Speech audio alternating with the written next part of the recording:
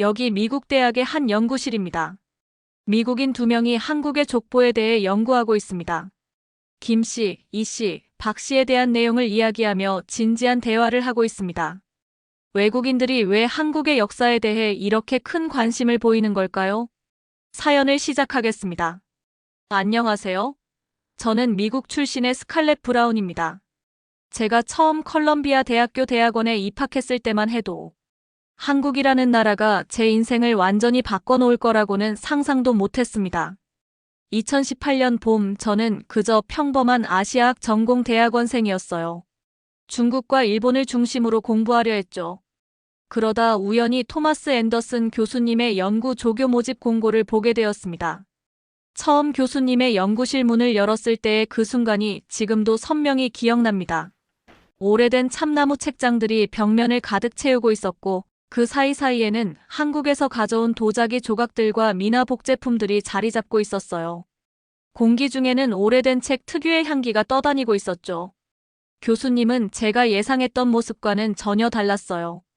이른이 넘은 나이였지만 젊은이처럼 반짝이는 눈빛을 가지고 계셨거든요. 특히 인상적이었던 건 그분의 책상 위 달력이었습니다. 양력이 아닌 한국의 전통 달력으로 날짜를 표시하고 계셨어요. 나중에 알게 됐지만 이건 교수님이 한국 문화에 얼마나 깊이 젖어 있는지 보여주는 작은 단서에 불과했습니다. 면접은 제가 예상한 것과는 전혀 다르게 흘러갔어요. 교수님은 제 성적이나 연구 경험을 거의 물어보지 않으셨어요. 대신 저에게 아시아를 연구하고 싶은 이유와 역사가 우리에게 주는 가장 큰 교훈이 무엇이라고 생각하는지 물으셨죠. 저는 솔직히 답했어요. 아시아의 다양성과 깊이에 매료되었다고, 그리고 역사는 우리가 현재를 이해하고 미래를 준비하는 도구라고요. 교수님은 제 대답을 들으시면서 계속 고개를 끄덕이셨어요. 그리고는 책장에서 낡은 사진첩 하나를 꺼내셨죠. 교수님은 1965년에 처음 한국에 갔을 때 찍은 사진들을 보여주셨어요. 흑백 사진 속에는 허름한 거리, 양복을 입은 사람들, 전통 한복을 입은 노인들의 모습이 담겨 있었습니다. 당시 한국은 세계에서 가장 가난한 나라 중 하나였다고 해요. 1인당 국민소득이 고작 125달러였지만 교수님이 보신 한국인들은 결코 가난하게 행동하지 않았다고 했어요.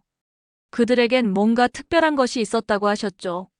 그날 저는 교수님의 조교가 되었고 그것이 제 인생의 전환점이 되었답니다. 한국이라는 나라, 그리고 그 역사의 깊이를 알아가는 여정이 그렇게 시작되었어요. 지금 생각해보면 그때 교수님의 연구실 문을 두드린 것은 제가 한 선택들 중 가장 현명한 선택의 시작이었죠. 처음 조교 생활을 시작했을 때는 몰랐어요. 제가 얼마나 좁은 시야로 세상을 바라보고 있었는지를. 그날도 저는 평소처럼 조선 왕조 관련 문서들을 정리하고 있었습니다.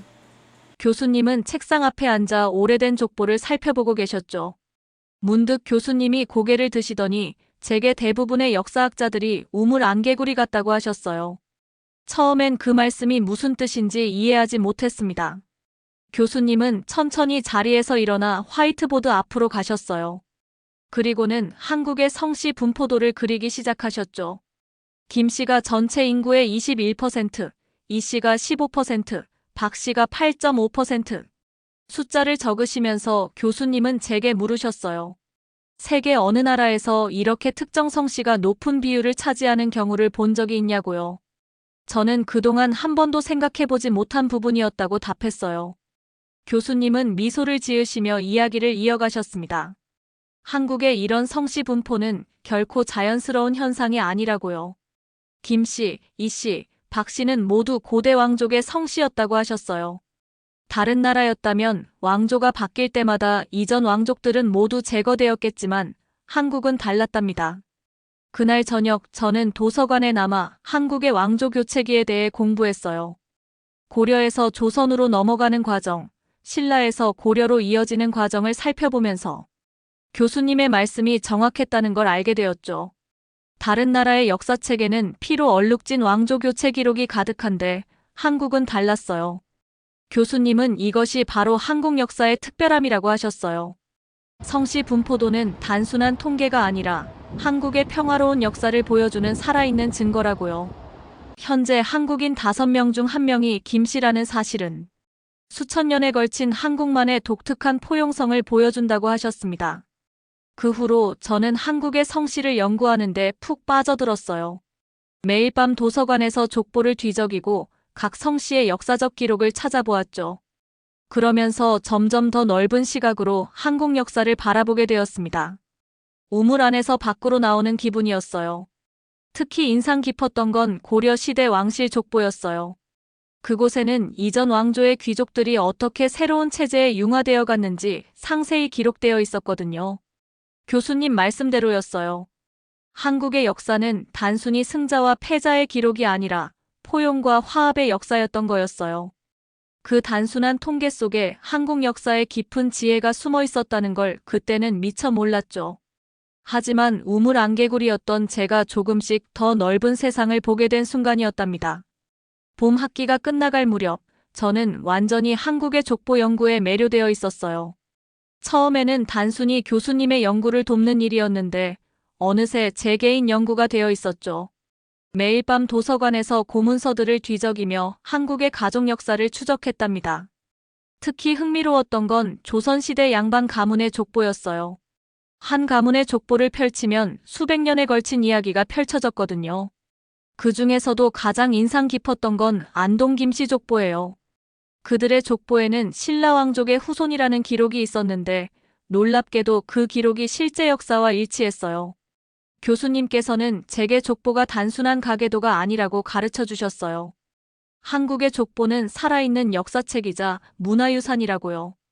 다른 나라들의 가계도는 대부분 귀족이나 왕족들만의 것이었지만 한국의 족보는 달랐어요. 평민들도 자신들의 족보를 만들고 보관했다는 게 정말 특별했죠. 어느 날 저는 조선 후기의 한 흥미로운 기록을 발견했어요. 한 양반 가문이 몰락했다가 다시 일어서는 과정이 상세히 적혀 있었는데 그 과정에서 가문의 성씨나 족보가 폐기되지 않았더라고요.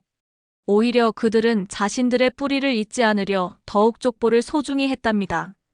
교수님께 이 이야기를 전했더니 바로 그것이 한국 사회의 독특한 점이라고 하셨어요.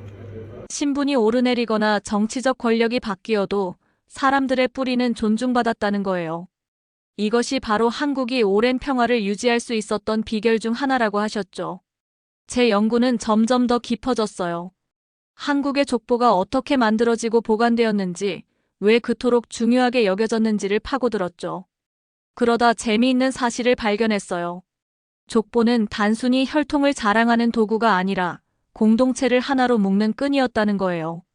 같은 성씨를 가진 사람들은 정기적으로 모여 족보를 업데이트하고 서로의 안부를 확인했대요. 심지어 어려움에 처한 족인이 있으면 함께 도와주기도 했죠. 현대의 소셜 네트워크 같은 역할을 했던 거예요. 제가 이 발견을 교수님께 말씀드렸을 때 교수님의 얼굴에 떠올랐던 그 뿌듯한 미소를 제가 드디어 한국 족보의 진정한 의미를 이해하기 시작했다고 하셨어요. 단순한 이름 나열이 아닌 공동체의 기억이자 역사라는 걸 말이에요. 그렇게 저는 점점 더 한국의 역사 속으로 빠져들어갔답니다. 이제는 성씨와 족보가 더 이상 딱딱한 연구 대상이 아니었어요.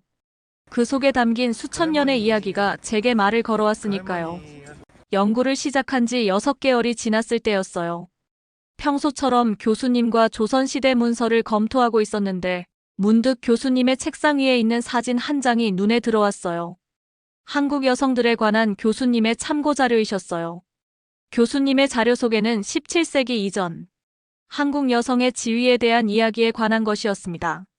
교수님이 연구하신 바에 따르면 17세기 후반 이전의 한국 사회에서는 딸들도 아들과 동등한 상속권을 가지고 있었대요. 제사도 딸들이 돌아가면서 지냈다고 하시더라고요. 이건 정말 충격적인 발견이었어요. 지금까지 우리는 한국이 오랫동안 철저한 남성 중심 사회였다고만 생각해왔잖아요. 하지만 실제 역사적 기록은 달랐어요. 교수님은 제게 고문서들을 보여주셨는데 거기에는 딸들이 재산을 상속받고 제사를 주관하고 심지어 남편이 처가에서 살았다는 기록들이 가득했어요. 특히 인상 깊었던 건 혼인제도였어요. 지금은 신부가 신랑 집으로 가는 게 당연하지만 예전에는 신랑이 신부 집으로 가는 경우도 많았다고 하셨죠. 남기어가라고 하죠. 실제로 유명한 조선의 학자 율곡이이도 어머니 집에서 태어났다는 기록이 있더라고요. 교수님은 이런 변화가 17세기 후반을 기점으로 일어났다고 하셨어요. 유교가 북의 사회와 결합하면서 여성의 권리가 점차 축소되었다는 거죠. 하지만 중요한 건 이것이 유교 자체의 문제가 아니라는 거예요.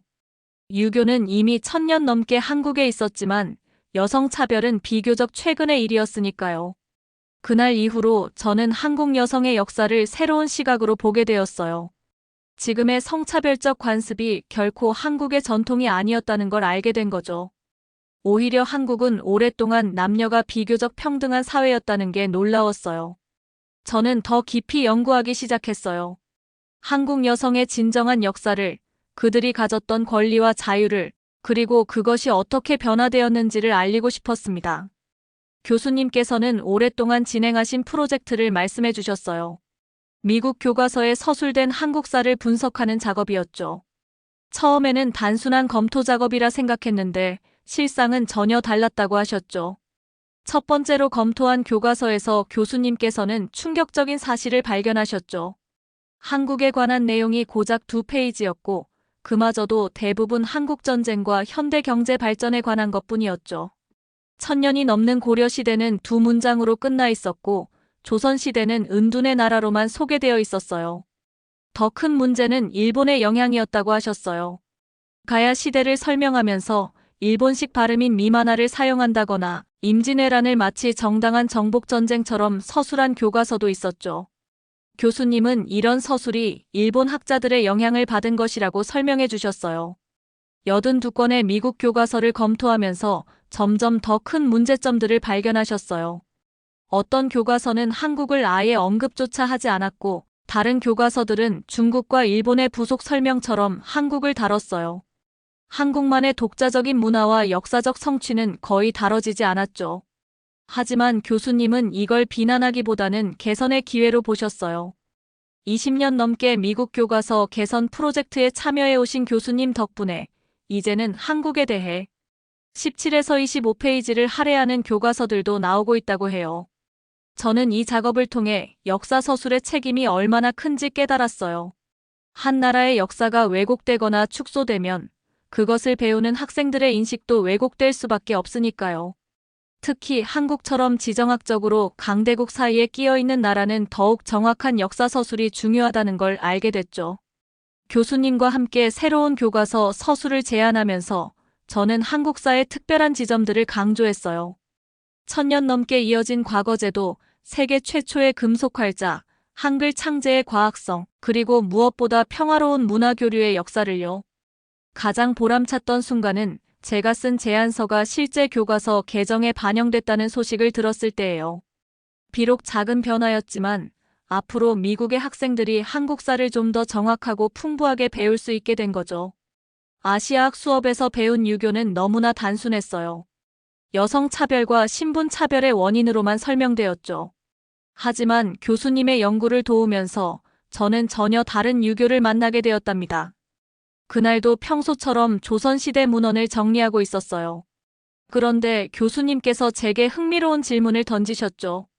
유교가 한국에 들어온 시기가 언제인지 아느냐고요. 저는 조선시대라고 대답했다가 크게 틀렸다는 걸 알게 되었어요. 유교는 이미 삼국시대부터 한국에 있었다는 거예요. 이건 정말 충격적인 발견이었어요. 그동안 우리가 알고 있던 유교적 가부장제는 겨우 300년 전의 일이었다는 거예요. 그 이전 1000년 동안의 유교는 전혀 달랐다고 말씀하셨어요. 교수님은 이걸 순수 유교와 북의 사회와 결합한 유교로 구분하셨어요. 교수님이 보여주신 고려 시대 문헌들은 정말 놀라웠어요. 여성들이 재산권을 가지고 제사를 지내고 사회활동을 하는 모습이 그대로 담겨 있었거든요. 그런데 이것이 유교 사회였다니 제가 알고 있던 유교와는 너무 달랐죠. 더 깊이 공부할수록 유교의 진짜 가치가 보이기 시작했어요. 효도는 단순한 복종이 아니라 부모와 자식 간의 상호 존중이었고 충은 맹목적인 충성이 아닌 올바른 방향으로의 인도였죠. 인, 의, 예, 지 같은 덕목들은 오히려 현대 사회에 더 필요한 가치처럼 느껴졌어요. 특히 교육에 대한 유교의 관점은 정말 훌륭했어요. 신분이나 성별에 관계없이 배움을 중시했다는 점이요. 조선시대 서당에서 평민의 자제들도 공부할 수 있었다는 사실은 당시 유럽의 교육 현실과 비교하면 정말 획기적인 거였죠. 교수님은 현대 한국의 교육열도 이런 유교적 전통에서 비롯되었다고 보셨어요. 공부를 통한 입신양명이 가능했던 과거 제도의 전통이 오늘날까지 이어져 온 거라고요. 제가 가장 감동받은 건 유교의 수기치인 정신이에요. 자신을 수양하고 이를 통해 다른 사람을 이롭게 한다는 개념이죠. 이건 현대 사회가 잃어버린 중요한 가치처럼 느껴졌어요. 처음 한국의 교육열에 대해 들었을 때는 저도 다른 서양인들처럼 생각했어요. 단순히 현대의 경쟁 사회가 만들어낸 현상이라고요. 하지만 교수님과 함께 연구를 진행하면서 제 생각이 얼마나 피상적이었는지 깨달았답니다. 어느 날 교수님께서 고려사를 보여주시며 물으셨어요. 1000년 전 과거 시험장의 모습을 상상해 본 적 있냐고요. 저는 없다고 답했죠. 그러자 교수님은 흥미진진한 이야기를 들려주셨어요. 과거 시험을 치르기 위해 전국에서 모여든 수험생들, 밤새워 공부하는 선비들, 합격자 발표를 기다리는 가족들의 이야기를요. 특히 놀라웠던 건 과거 시험이 신분 상승의 실질적인 통로였다는 거예요. 평민 출신도 과거에 급제하면 고위 관리가 될 수 있었다는 사실이 충격적이었죠. 당시 유럽에서는 상상도 할 수 없는 일이었으니까요. 교수님은 이것이 바로 한국 교육열의 뿌리라고 설명하셨어요. 공부를 통한 신분 상승이 실제로 가능했던 경험이 1000년 넘게 이어져 왔다는 거예요. 그래서 한국인들에게 교육은 단순한 지식 습득이 아닌 더 나은 삶을 향한 희망이었던 거죠. 실제로 조선시대 서당에 대해 연구하면서 저는 더 놀라운 사실들을 발견했어요. 작은 시골 마을에도 서당이 있었고 가난한 집 아이들도 글을 배울 수 있었다는 거예요. 이런 교육 시스템이 전국적으로 퍼져 있었다는 건 정말 대단한 일이었죠. 1965년 한국의 모습을 담은 교수님의 사진을 보면 당시는 정말 가난한 나라였어요. 1인당 국민소득이 고작 125달러였다고 해요. 하지만 그 속에서도 교육만큼은 포기하지 않았대요. 부모들은 자식 교육을 위해 있는 것 없는 것 다 팔았다고 해요. 교수님은 이런 한국의 교육열을 교육 DNA라고 부르셨어요. 단순한 현대의 경쟁이 아니라 1000년의 역사가 만들어낸 문화적 유산이라고요. 그리고 이것이 바로 한국이 그토록 빠르게 발전할 수 있었던 비결이라고 하셨죠. 그 이후 저는 인생의 큰 결심을 하게 되었습니다. 바로 한국으로 가게 된 것이죠. 미국에서의 안정된 연구직을 포기하고 한국으로 간다는 제 결정을 이해하지 못했거든요. 하지만 저는 알고 있었어요. 책으로만 한국을 공부하는 것과 이곳에서 살면서 경험하는 것은 완전히 다르다는 걸요. 서울대학교 박사과정에 입학한 첫날, 저는 마치 다시 학부생이 된 것 같은 기분이었어요. 한국어로 진행되는 수업을 따라가는 것도 힘들었고 학술 용어들은 더더욱 어려웠죠. 하지만 동기들과 선배들이 너무나 친절하게 도와줬어요. 수업 후에 스터디 그룹을 만들어 함께 공부하면서 저는 한국의 정이라는 것을 처음 느꼈답니다. 입학하면서 저는 관악학생생활관에 들어갔어요. 4인실이었는데 한국인 룸메이트 3명과 함께 지내게 되었죠. 처음에는 걱정이 많았어요. 외국인인 제가 한국 학생들과 잘 지낼 수 있을까 하고요. 하지만 그건 기우였답니다. 룸메이트들은 제게 너무나 친절했어요. 한 명은 국문학과, 한 명은 역사교육과, 또 한 명은 인류학과 학생이었는데 각자의 전공 지식을 바탕으로 제 연구에 도움이 되는 이야기들을 많이 해주었죠. 밤늦게까지 이어지는 수다 속에서 저는 책에서는 배울 수 없는 한국의 일상을 배워갔어요.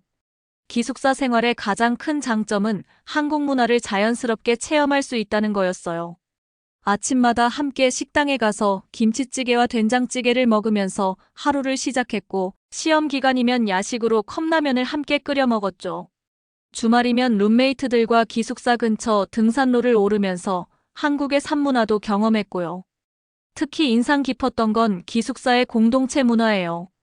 층마다 있는 휴게실에서는 늘 누군가와 마주치고 이야기를 나눌 수 있었죠.